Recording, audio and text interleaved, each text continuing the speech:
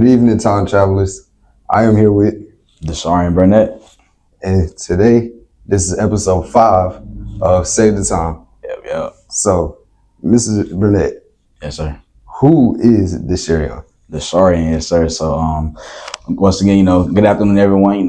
First of all, thank you for inviting me to the podcast, my guy. Nice to see you again. My name is Deshaun Burnett. I'm a rising honor sophomore at Claflin University, where I serve as executive secretary for Student Government Association, president for National Society of Leadership and Success, vice president for NABA. But all in all, I'm a guy who, guided by faith, walk by faith, not by sight, where my 3 principles are faith, leadership, and service. And, as you know, intern and CEO for Success Team, nonprofit organization for youth development.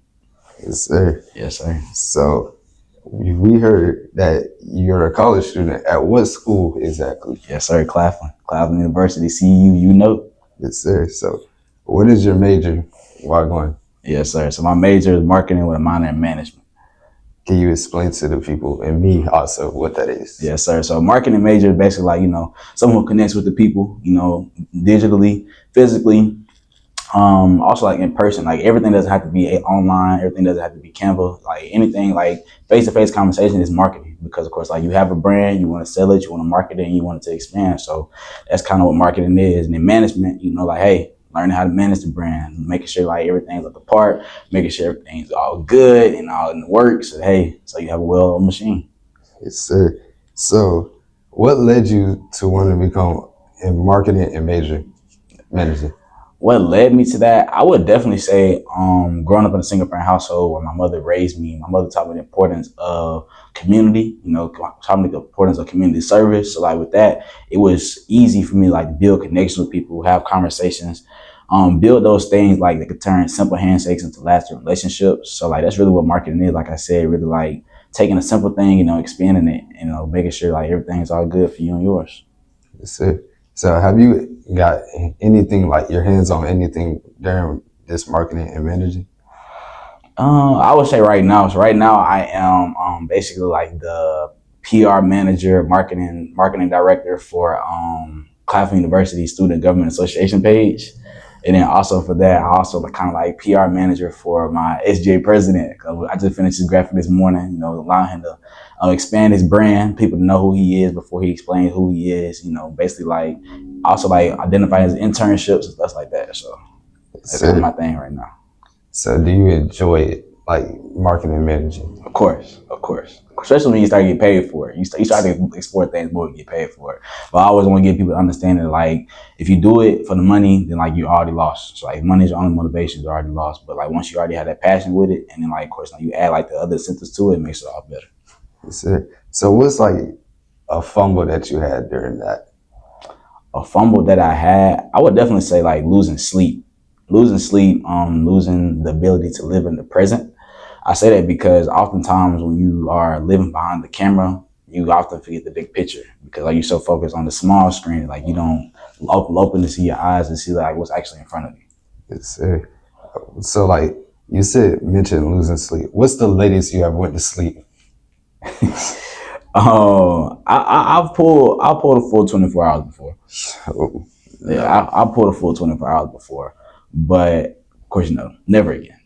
Never again. There's be no reason why I should be doing that at my age and with other things on my plate. But yeah. How did it affect you the next day? How did it affect me? Of course, you feel drowsy, whatever. You feel sleepy.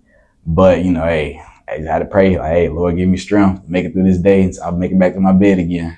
Yes, sir. So, I had to see it through. But other than that, it was all good. It'd be like that during school. I'd be like, oh, God. Yeah, man. Wait till you reach that college sector. You got papers due 11:59 p.m. Procrastination is a thing, man. So don't procrastinate because like time flies and it'll creep up on you real fast if you don't get it done. Yes, sir. It's definitely bit me like several times. Yeah, man. All right. So if you could pick a random grade level from like elementary, daycare, middle school, high school, which one would you go back to and why? I would say my freshman year of high school. I say that because I moved to South Carolina entering high school. So with that, when I got here, I really didn't take advantage of like what was in front of me because I was ready to get back to where home was Tennessee. And I was like, hey, I don't want to be here. So like, let's hurry up and get back. But like after, time passed, I made connections. Football season started, track season started, everything was all good. But I wish that I would have took more advantage of it entering the first semester of high school. Yes, sir. So, despite like all the sports and stuff, which one was your favorite one? Say it again? Which sport was your favorite sport? Track and field. Track and field, definitely. Because track and field urges you, it urges you to get better. Because like you're literally going against yourself every single day. Yes, sir. Which race do you run, and which one's your favorite, and which one's your least favorite? Yes, sir. So in middle school, I ran the 100, the 200, the 4x4, and the 4x1. Entering high school, I ran 400, the 4x4, 400 hurdles, and 110 hurdles. But out of all those races, my favorite race is the 400 hurdles. Nah. Yeah, hate is a strong word, but I do have like a strong dislike, but a strong passion for it as well. So yeah, that's my favorite one. Would you ever run distance? Distance? No, I don't think I have it in me. I mean, like anything is possible. Like, have I tried the 800 before? And I was like, nah. Like the fact that I got to go around again, and I'm so used to getting done like right here at the mark. Nah, I was like, yeah, it's not for me. But hey, salute to those who do it though. So like, salute to you, because like cross country, nah, man. I don't think I had it in me to be out there that long. It's just like a stroll in the woods, You just run, don't stop. Yeah, nah. But I see where you're coming from. Like when you gotta go back around, I'll be like itchy because I'm also a mixed runner. So I'm like, stop. But I'm like, wait, keep going. Yeah, you gotta keep going. Yeah, especially them last laps. It'd be a breeze coming through the finish That line. monkey on their back, man. Yes, I don't miss none of them days at all. Yes, sir. So back to like the grade level. So which grade level was your worst one, and why? My worst one, I don't think I had any grades. Like I don't think I had any bad school experience. Honestly, I mean I had bad school moments, but I didn't ever have like an overall bad school year. That's good. Were you ever a bad student though? Nah. My mama don't play that, dog. Cause it's either that or the belt. It's like I think I chose to be great for a reason. Yeah, same vice versa with my mom because she don't play that. She's strict. Nah, yeah, I definitely understand. Got to be. Yes, sir. So, did you have any mess ups like when you first got to college? Like, did you know what to do? How'd you handle it? So, my biggest challenge entering college was, I wouldn't say an identity crisis, but it's kind of similar to that because entering Claflin, my name was attached to my brother's name, which is Jabez Robertson. It was also part of his success team as well. So, with that, when I got there, they were automatically thinking of me as him instead of me being myself. So like my first probably 2 months, even after I won freshman class president, it was like, oh, Jabez this, Jabez that. And I was like, no, it's not Jabez, it's Jabez that. Desharian this, Desharian will do that. Desharian isn't Jabez, but his name is attached to Jabez. So with that, I really just had to find ways to like separate myself, redefine my brand in ways that like I could still be myself. But then at the same time, like still showcase that, like, yes, I'm attached to him, and like he's rubbing off on me. Excuse me. Yes, sir. So, like, who or what helped you throughout those times when you got to college? I would definitely say my peers and my class and community, because like once I told them about the problem, they were like, okay, we apologize.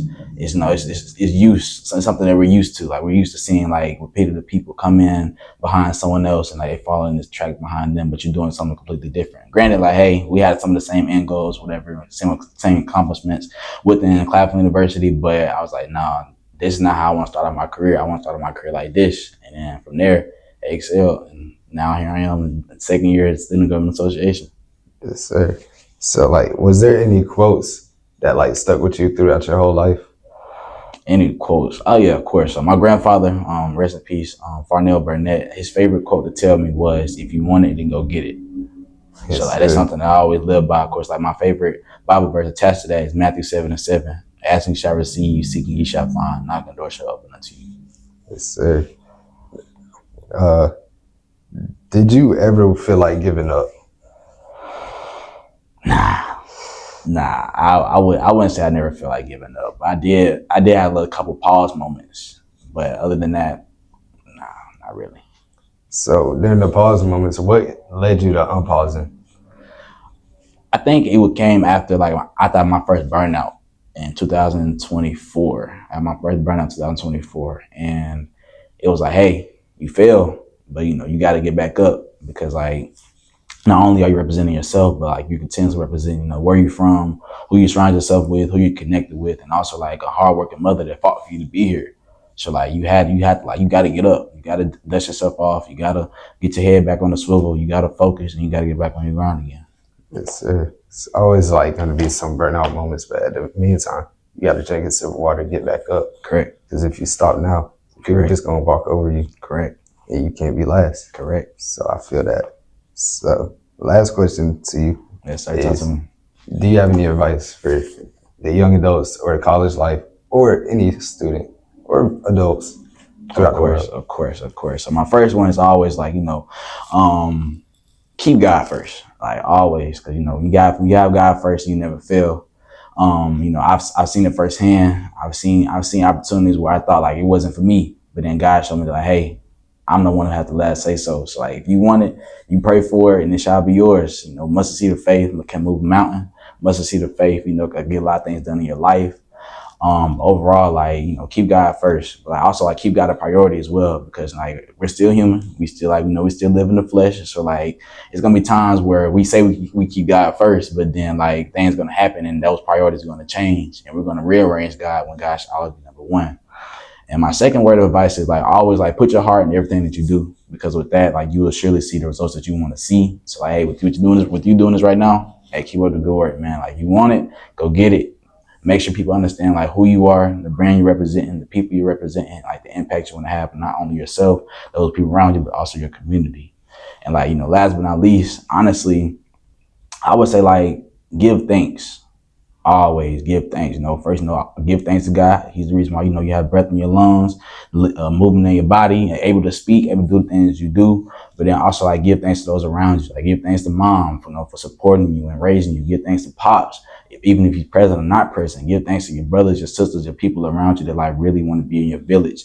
Not really just in your circle, but also in your corner as well. Because the people that's in your corner are usually the ones that you need to love more than the ones that's in your circle, because your circle changes always. Yes, sir. That's some great advice. I appreciate it, man. Well, this time we're going to flip it over. Okay. So do you have any questions for me? Like, you can throw anything at me. I got you. Yeah, so let's do it. So first of all, like, what's the vision behind your podcast? The vision behind my podcast is basically the reach through older, younger, middle age. I'm not calling y'all old, I'm sorry.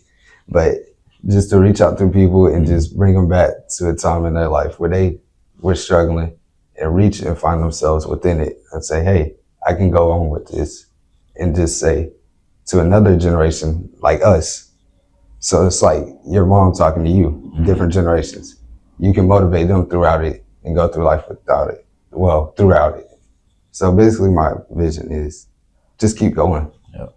Like, no matter what time, you can always reset your alarm clock. That's why it's called Save the Time. You save it by setting a new alarm, and by the time you wake up, it's a fresh new day. If you don't set your alarm, then you miss your blessing. So that's why I got it. That's good. So like with that, like you entering like another stage of life, you rising up in high school, like what's the goals that you enter this new year? Goals is to release my book at the end of the year, or by January. I'm not gonna tell y'all too much about that, but just be on the lookout.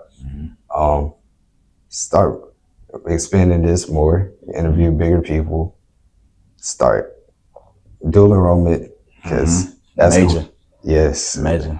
Majors, it's gonna be hard. Just get straight A's in the school, and last, just try out basketball for the last time. Just see where I am with that, and if it doesn't go nowhere, then pray to God about the other goals that I have. It's just see them through it. So like with you having all these goals, like how are you, like one, managing them? How are you, two, like preparing for them? And like three, how are you like executing for them? So managing them is I would go on my phone, put them in my notes, say, hey, Jay, this is what you got to do. And then two, you said, do what? So like two is like, how are you like preparing for them? For preparing for them, I just think about it Like if I'm drifting off into space, I'm normally thinking about like constantly, Hmm. what do I need to do? And I get my stuff together. I go talk to my mom, my uncle, my brother, somebody around me, and just say, hey, I want to do this, and get people to help me out with it. Hmm. And then executing it is actually praying to God about it. Like he give me the green, like he throw the dot. Correct. Like just go get it. And if it's not towards where he wanted to be, and I know, and he lets me know that, I'm not gonna do it. But once he say, yeah, it's good, I'm gonna go get it. But I'm gonna just keep praying to him about it, and we gonna both go through it together. Very good. Amen to that. And last but not least, like, what's your why? My why is because I believe like people label our generation like full of like young criminal people. It's many of us out there that's like willing to do certain stuff like the podcast. Correct. We could be wanting to write a book or sing a song, anything. Correct. We have way more potential than what we're labeled as. So I just want to prove to people that one, it's okay to be you. And two, you're not what you're labeled as. God has your overwritten label. You can't take that label off of what he gave you. Amen. So I just want to motivate people. Like, it's okay to be you. Don't fake it. Just be you. Amen to that. Yeah, that's my last question, man. So, hey, once again, thank you for having me. Yes, sir. Hey, blessings on your journey. And if you need me, hey, you know where to call me. Yes, sir. Thank you. Yes, sir. And to you guys, I will see you in a different time zone when I catch you. Bye.